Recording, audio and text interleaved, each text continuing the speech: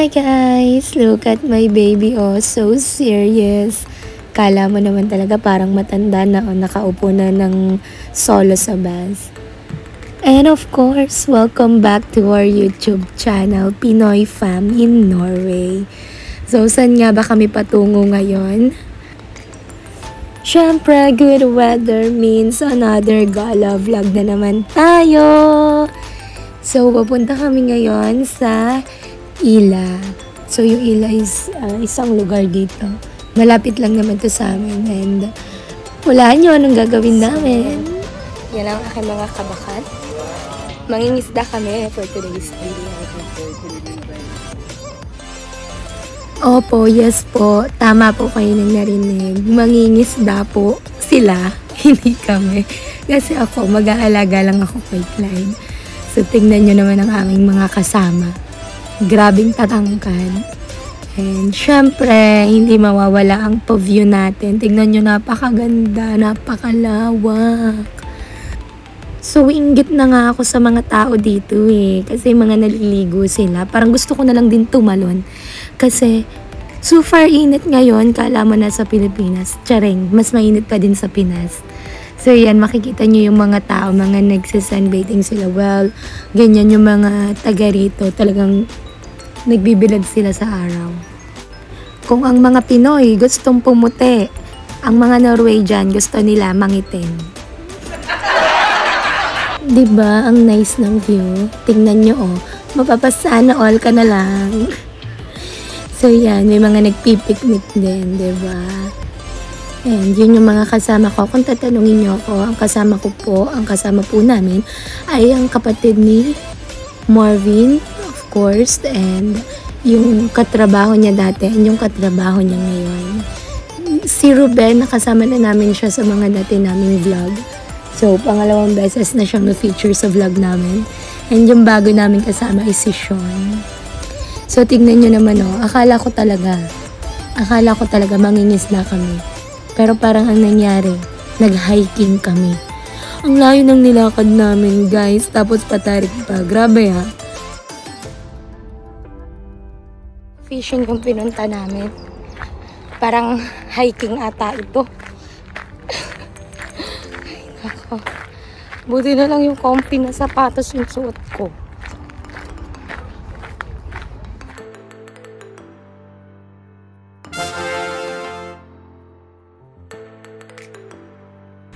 At nandito na nga po kami sa wakas.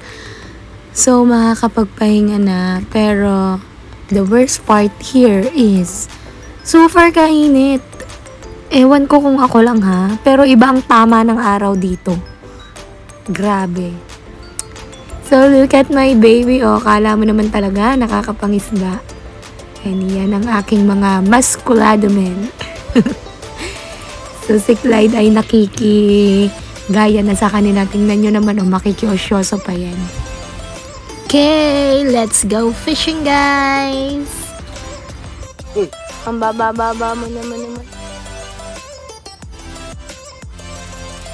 Punta Clyde, oh. Clyde.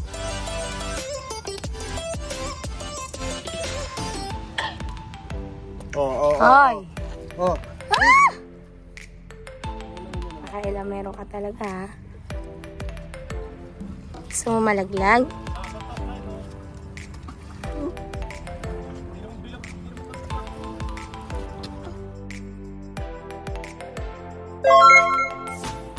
Opo, yes po. Paglipas ng mahabang panahon, wala po kaming nahuling isda. Awit sakit, diba? Pero syempre, hindi tayo susuko. So, we decided to change spot. So, papunta kami ngayon sa Shivani.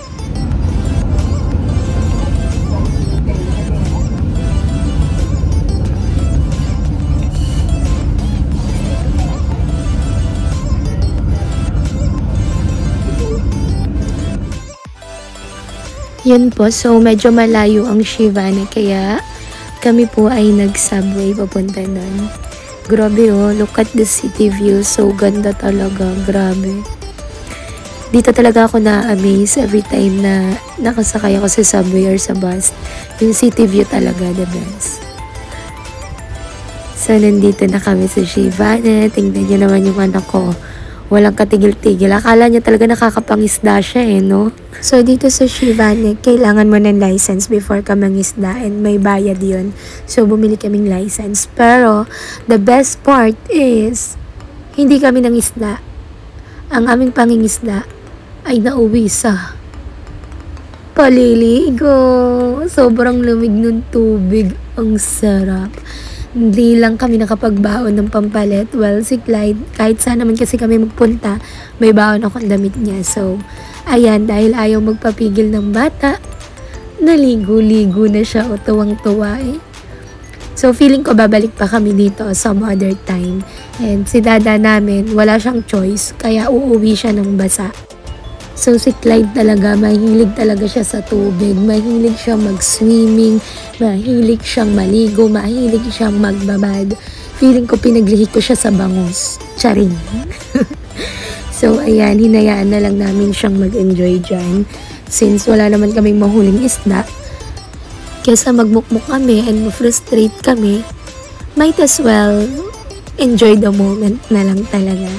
So, hinayaan na lang namin si Clyde maligo. And ditong pagligo na to, wala po itong bayad. Free maligo dito sa Shivane. And dito nag-start. Kaya kami nabasa. Kasi yung friend ni Marvin, si Ruben nga, nagdala siya niyan. And nakita ni Clyde, gusto niyan sumakay. Akala ko sasakay lang kami. Yung pala, dun sumakay kami. Ayun na, dara-daratso na. Naligo na siya, lumusong na siya na may diaper pa. No? Paano yung more? Paano yung more? More? More? Ilubog mo siya, lubog kayo konti. More? Clyde. Clyde. More? More? More? More? More? More? Enough? Enough? Enough na. Enough? More. You want more?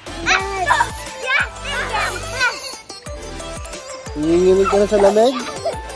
Enough na, enough na. No. Okay, no. More. Paano yung more? Paano yung more? More. At ayun na nga, tinry na namin siyang iahon kasi nga, medyo malamig talaga yung tubig. Syempre, para na din sa kanya. So, sabi ko sa kanya, enough na. Diba? Nakita nyo naman paano siya sumagot. No. Kasi nga, gusto niya lang talagang mag-swimming. So, sabi ko kay Dada, pabigyan mo na. Siguro mga 5 to 10 minutes. So, yan silang dalawa. Actually, pati naman si Dada namin ay nag-enjoy.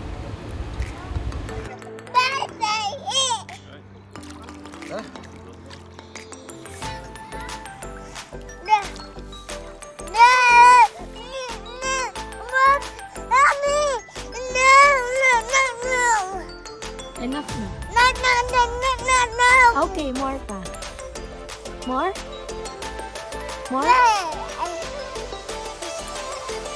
Yes, I please. Mommy, Dada, please.